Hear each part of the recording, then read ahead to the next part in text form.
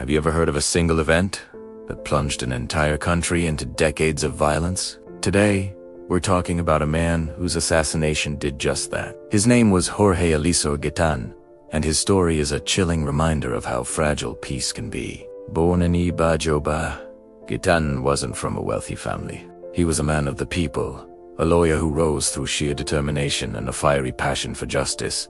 He saw the deep inequality in Colombian society, where a small elite controlled everything, while the vast majority struggled. His powerful speeches, broadcast over the radio, captivated the nation. He famously said, "I am not a man, I am a people." And for millions of poor and working-class Colombians, he was their voice, their hope for a better future. Gaitán's political career began in the Liberal Party, but he was always an outsider, too radical for the party's establishment. He wasn't afraid to call out corruption, no matter who was involved. In 1928, he courageously denounced a massacre of striking banana workers by the army, a case that exposed the brutal collaboration between the government and foreign corporations. This act cemented his reputation as a champion of the oppressed. As he gained popularity, he founded his own political movement, the National Leftist Revolutionary Union, or UNI. His message was simple but powerful: land reform,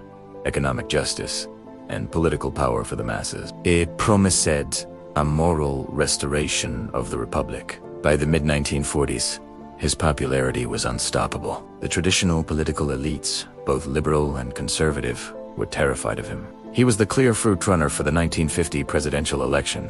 It seemed like nothing could stop the Gaitanista wave from sweeping the country. Then came April 9th, 1948. It was a seemingly ordinary Friday in Bogotá. Around 8 p.m., Gaitán was leaving his office for lunch. As he stepped onto the bustling street, a man named Juan Roa Sierra shot him 3 times. Gaitán was rushed to the hospital but was pronounced dead shortly after. The news spread like wildfire. The hope of a nation had been extinguished in an instant. What happened next was pure chaos.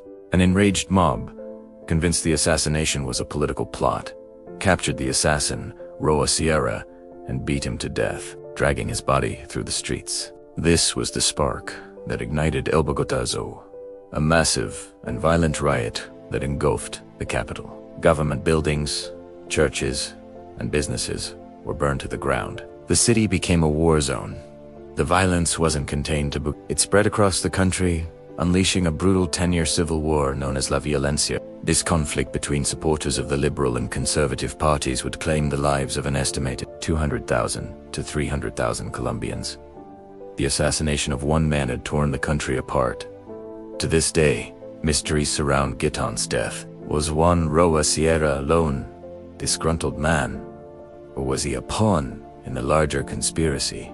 Theories abound, implicating everyone from the Colombian political establishment and landowners to foreign intelligence agencies. The truth was likely dragged to the grave with Roa Sierra Gaitán's legacy is complex and profound. He became a martyr, a symbol of a lost future, a dream of a more just and equal Colombia that was violently stolen. His image and his words continued to inspire social movements and leftist politicians in Colombia and across Latin America. His assassination is a deep scar on the Colombian psyche, a turning point that arguably set the stage for the armed conflicts that would plague the country for the rest of the 20th century.